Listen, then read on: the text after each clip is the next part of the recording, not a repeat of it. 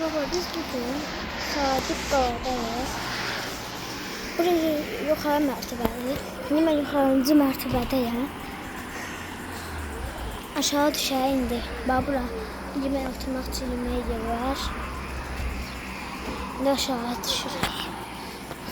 Yavaş düşürük. Düşə gedirik. Ayaz çək. Hə düşürük.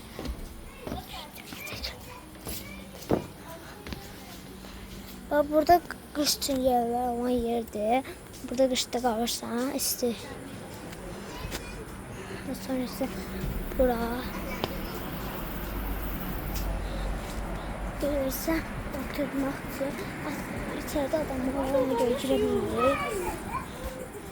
Burada yoldur.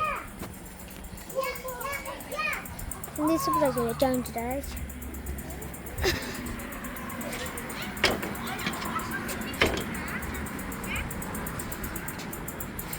Burada yer oturmak için. Hadi getirin.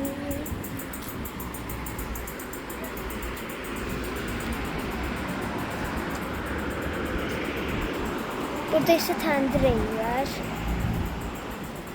Burada tandır zaten yerler var. Burada maşın saklamak için yer. Şimdi ise yolu göstereceğiz. Nasıl yolunu götürecek?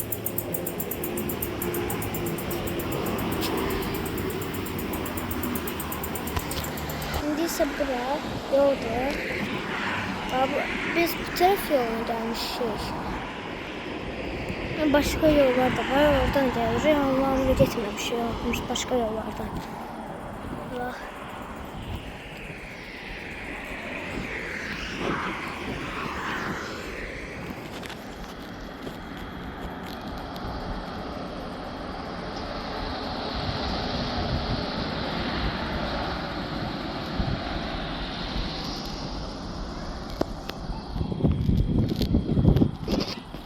Biz ise bu yolla